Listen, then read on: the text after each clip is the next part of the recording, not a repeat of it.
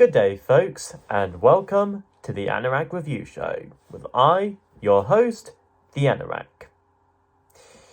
We're returning to Maiden once more.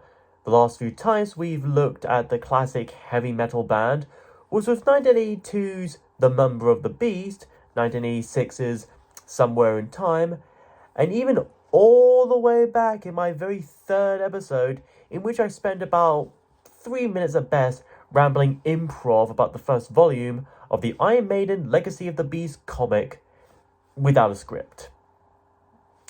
But now, let's go over another album of theirs, and a pretty unique one if I must say so. After Somewhere in Time, bassist Steve Harris wanted to think of a good enough idea or concept to be the focal point for the next record. So he ended up reading Seventh Son, a then recent novel by American writer Orson Scott Card, whom many would know for writing the sci-fi novel Ender's Game. Both the book and the album are generally based around the seventh son of a seventh son superstition from various folklore, which says that said seventh son of seventh son would be born with supernatural powers and whatnot, including clairvoyance or predicting the future.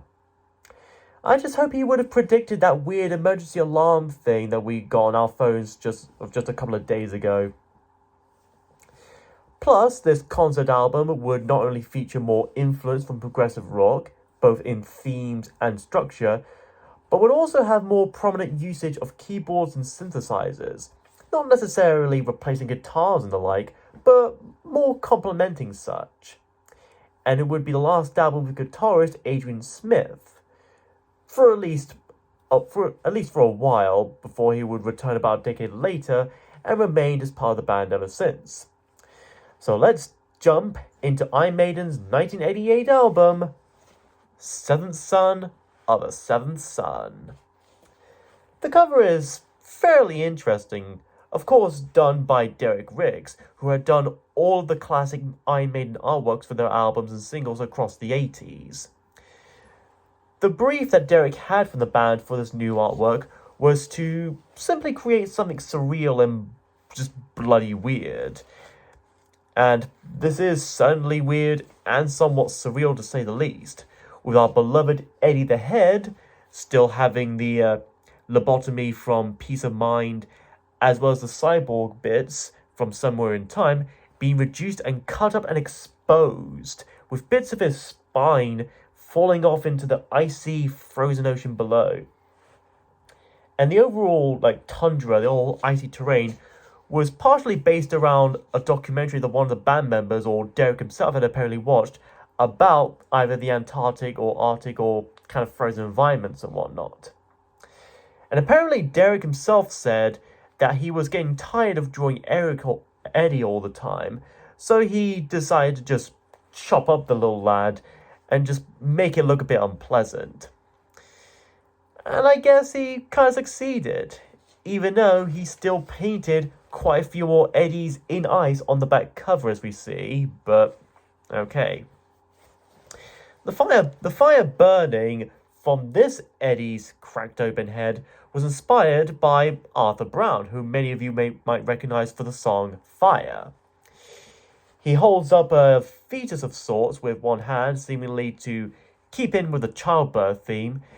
And if you look at that little apple right inside Eddie, it seems to have a little red and green yin-yang pattern on it, referencing both the forbidden fruit in the Garden of Eden and the classic philosophical yin-yang symbol. Whether all this connects to the themes and concepts of the album itself is up to you to think about, but it's certainly abstract nonetheless, even especially when compared to prior Iron Maiden artworks. Speaking of which, let's actually delve into the concept album itself and see where this unfurls. We begin the album with Moonchild, named after the Aleister Crowley novel of the same name. Now, when it comes to a concept album, whether it's just a common theme or even an overall narrative, your opening song and your choosing such is very important and essential, setting up the general tone and story among other things. And Moonchild certainly succeeds in that. It also doesn't start off right away with heavy hardcore guitar riffs and vocals that are either high shrieking or deep guttural, but rather instead some soft strumming and lead vocalist Bruce Dickinson singing melodically an interesting poem that constantly mentions seven deadly sins, 7 ways to win, 7 downward slopes, 7 bloodied hopes, etc. Again, going along with the seventh motif. Soon enough, though, we get some fantastic build up of not only guitars from the likes of Dave Murray and Adrian Smith, the latter also doing synthesizers as well, but also those set synthesizers as well. And it's quite a well done balance without one overtaking the other, on top of Nico McBrain's drums and percussion and Steve Harris's bass.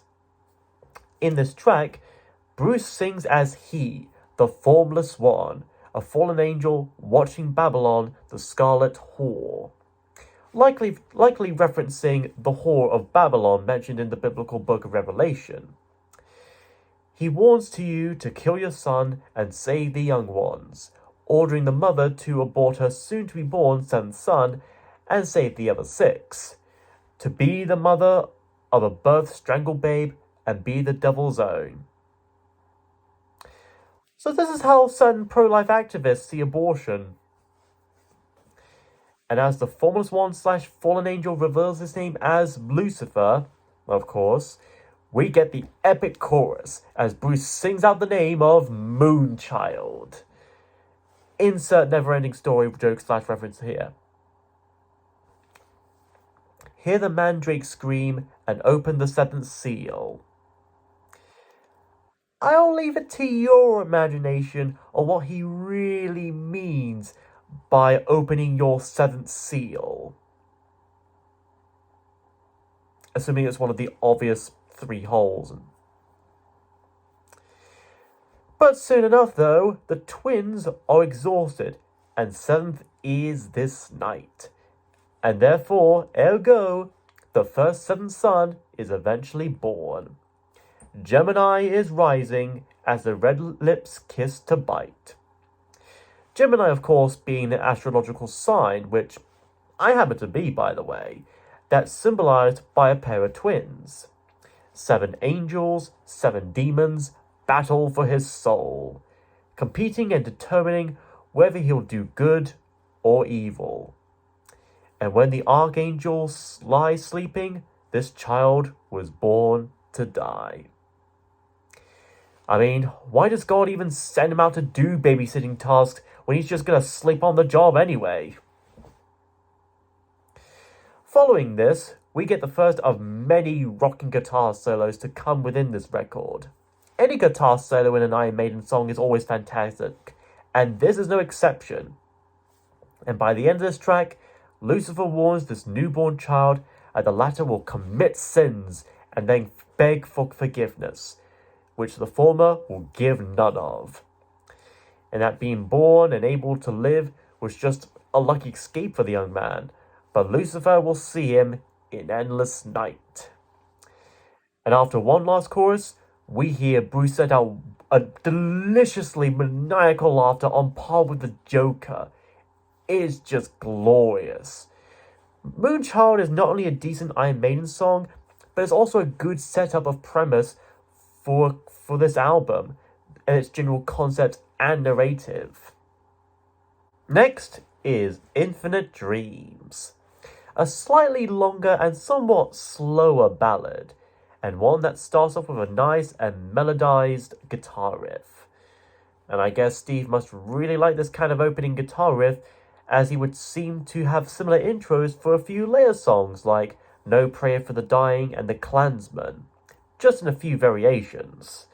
Self-plagiarizing much? Anyway, the overarching story continues as this 7th son grows up and over time suffers dream after dream. What he actually dreams of per se is mostly left vague into our imagination, But considering one of the themes of this album is seeing the future, it's easy to guess what he would be dreaming of. And it's in those wildest dreams of his, he couldn't hear the screams. Over time, he starts to wonder if there's more to this. To his visions, his dreams, and nightmares. He questions why we even exist. It's not the fear of what's beyond, but rather that he might not be able to respond. And that the next time he drifts off to sleep and dream, he may never be able to wake up again. So he tries to reach out to a spiritualist to find out the truth and meaning behind his dreams, to help in finding his true self without seeing the future, to save him from torturing himself even in his dreams, and to know whether he'll end up in heaven or in hell. This is then followed up by another graceful guitar solo, this one lasting up to nearly 2 minutes, starting up a bit heavy but quite steady, then picking up its own pace and playing little different solos within this one big solo. In the end, he likes to think that if he dies, he'll be able to get another chance at life and reincarnate, playing the same game and again and again and again. And I guess that's why a lot of people cling to certain religions as much. Many of us want to believe that even after each of us die, there's somewhere warm and peaceful to go to within the afterlife, or that we'll start again in a new life form, like a different person or even a different animal. While not as hardcore as other tracks by Iron Maiden, Infinite Dreams is another decent example of the band experimenting with more extended sections and dealing with philosophical concepts, something that we'd hear more from the band, not just in this album, but in the succeeding years to come, decades even. Afterwards, things soon pick up again with the lead single, Can I Play with Madness? At 3.5 minutes and being the shortest song in the album, it's not hard to see how and why this was selected as the first single. While it works just as well as another chapter in the overall Seventh Son story, it still works just as well on its own too, condensing or compressing the best qualities of classic Iron Maiden within 3.5 minutes of heavy rock and roll extravaganza. Funny enough though, this actually did start off as its own thing, originally written by Adrian as a hard rock ballad called On the Wings of Eagles, which honestly sounds more like the name of a Bette Midler song. But then Bruce wrote a few lines and Steve suggested adding a brief change in beat and rhythm in the middle, and it soon got incorporated into this album's themes.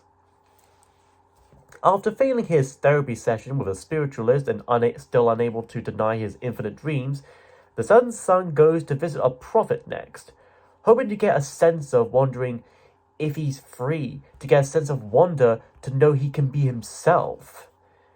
Unfortunately, the prophet he met was actually a prophet from Halo, and he wasn't exactly pleased with that. He then wishes for the strength to hold up his head and spit back in their face, breaking down the walls and out of this bad place, to be able to stand his ground and face his nightmares properly. In the chorus, he constantly asks, Can I play with madness? As if he knows that he could be pushed to the brink of insanity by his endless visions and nightmares. So he might as well just embrace it enough and have fun and play around with it, fool around with the risk and all. Meanwhile, the prophet stares into his crystal ball, but there's no vision there at all. Turns out he forgot to plug it in and or get new batteries for it. However, the prophet looked at our protagonist and gave off a dismissive laugh, saying, You're too blind to see. Yes. Now, if you really want to see the future, you're going to spend a little extra on PayPal. In the second verse, the Seventh Son doesn't take this lightly, screaming aloud to the old man and saying, Don't lie, don't say you don't know. I know that you know the secret cheat codes to the latest Mario game, so fess up. You'll pay for this mischief in this world or the next. And as for the world after the next, I'll probably let you go free. And then the prophet takes this even less lightly, fixing our protagonist with a freezing glance and the eyes raging with hellfire. Though, how would something be both freezing and raging like fire? Is it like a hell freezes over sort of thing? And he replies with, "You want to know the truth, son? Lord, I'll tell you the truth. Your soul's gonna burn in a lake of fire. Now, as for your body, it's gonna freeze cryogenically in a lake of ice." Another little interesting bit of trivia I wish to bring up is with its music video, for it features Graham Chapman of Monty Python fame among his last appearances before his sad passing in 1989. You may not recognize him at first watching, but if you want more into it and kind of look at the actors on screen, you soon might recognize him. And it's honestly a good way to go out on, in my opinion, appearing in a music video for such a great band. And I'm sure Iron Maiden are big Python fans as well. Me too. Side 1 ends with The Evil That Men Do. This is another one of Iron Maiden's underrated songs in my opinion, with its fast hyper energy and a seemingly non-stopping beat and rhythm that's very much on par with Run to the Hills. In this little chapter, after failed encounters with a spiritualist and a prophet, the Sun's Son had soon had enough and decides to just live his life in any way he wants. Soon enough, at least through some implications, the Sun's Son finds himself sleeping with a woman. And this itself will be the catalyst for the second half of the album, as we'll see. Love is a razor, and I walk the line on that silver blade. Boy, would this have made going to the barber's awkward. Slept in the dusk with his daughter, her eyes red with the slaughter of innocence. So, innocence as in spelled with C-E at the end, or innocence spelled with a T-S at the end? I don't know. And I'll pray for her. I will call her name out loud. And I need her to make a sandwich for me. Another particular line that Bruce repeats throughout, especially in the bridge sections, is living on a razor's edge, balancing on a ledge. This could likely mean that he's living his life as reckless and carefree as possible, running the risks as closely as humanly possible. In a way, he is playing with madness. And of course, that chorus, that sweet kicking chorus, he repeats the lines, "The evil that men do lives on and on." This itself is very much based almost directly from a quote from the Shakespeare play Julius Caesar. "The evil that men do lives after them. The good is oft interred with their bones." And that kind of certainly fits here. And once again, another fantastic guitar solo from Adrian, and we're in for a rocking treat with it. All in all, The Evil That Men Do is a short, packed, and pure heavy metal with its galloping riff and epically catchy chorus. It's no wonder why several metal bands around the world have done their own cover version of the song here, including Dutch symphonic metal band After Forever, whose lead singer, Floor Jansen, would become the third and current vocalist for Nightwish. And in the end, even when individual people in mankind and humanity come and go, the evils they committed continue to carry on, leaving impacts on those afterwards. And as such, it would be the very same case here. And this is only just the beginning.